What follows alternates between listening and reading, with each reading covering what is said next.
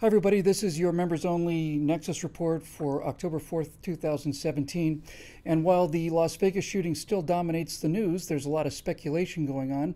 And I'm going to try very hard not to engage in speculation, but what I am interested in is what speculation looks like. How does speculation actually work? And so, the subject today is very briefly, how do we tell what's real news from fake news? It used to be you could depend on the label, the New York Times or CNN and so on, but the bias that they show has been pretty much amply proven, especially over the last, 11 months or so. So how can you tell if something's real or when it's not? Well, I distinctly remember in the 90s when they discovered that Bat-Child living in the cave caused quite a commotion, but I was skeptical.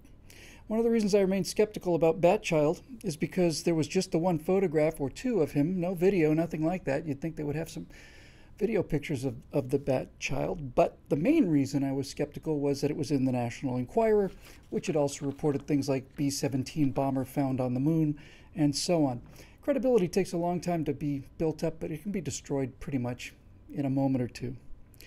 So I was pretty surprised and shocked when I saw on the Drudge Report at the bottom of the latest updates on the Las Vegas events was a headline that said room service for two. Really? That's interesting. Second person in the room during the shooting or shortly before. That certainly has some kind of impact on what actually happened. So I followed the link, and the link took me to InfoWars, which was a pretty big red flag for me. Alex Jones occasionally gets a story exactly right before anybody else, but that's not the way to bet. So I went looking for the evidence of room service for two. Big headline on Drudge Report, where's the evidence? And here's the evidence. The shooter ordered a burger, a bagel with cream cheese, a potato soup, one bottle of water, and 2 Pepsis, suggesting that there was another person eating with him in the room. The receipt shows the number 2 next to the word guests.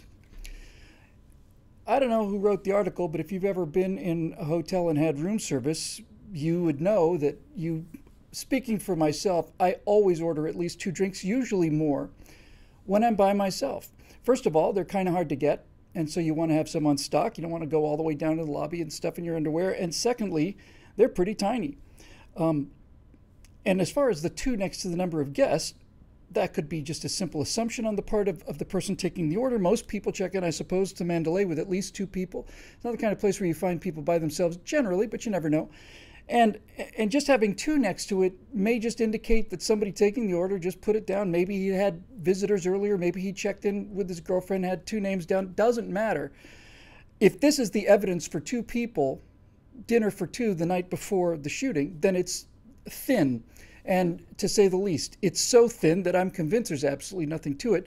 And later we found from leak footage an actual picture of what apparently is the shooter's room service tray. You can see here that it doesn't exactly look like it's made up for 2. And by the way, even in the article that says shooters, was there a second person in the room? Even that it says a hamburger, a bagel, a potato soup, 1 bottle of water. This whole thing's based on 2 Pepsis. Please, Matt Drudge, you really should know better than that. However, there have been photographs leaked from the scene of the shooting. Apparently, the Las Vegas police are hot on the trail of the person who did the leaking. They're not very happy about that.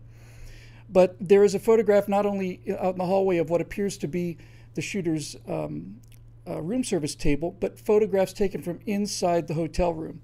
Now, these photographs look authentic to me. And there's a number of them, and everything is in the same place, and it looks pretty much like what you would expect to see. So I'm going to give those pictures a fair amount of credibility, and here's what's interesting. One of those pictures is the one you see here. The shooter's body is down in the lower right-hand corner. The weapons are arrayed there, the broken window. It looks very much to me like that was taken inside the room. But take a look at the little desk there. There is what is certainly one of those kind of fat grip pens. There's a small note, and looks like it's being held down by a roll of something that looks like masking tape so it didn't blow out the window, with all the windows shot open. That, to me, is compelling evidence. It's compelling evidence that this guy left a note. And if he left a note, I want to know what that note said. I suspect we will find out what the note said, but I also suspect that at this point, which is Wednesday, if the note had been innocuous, like I hate all of you, goodbye, we would have heard about it by now. That's how I weigh evidence anyway. Thanks very much for joining us on the Nexus Report. We'll see you tomorrow. I'm Bill Whittle here at BillWhittle.com. Thanks again for our members for making this possible.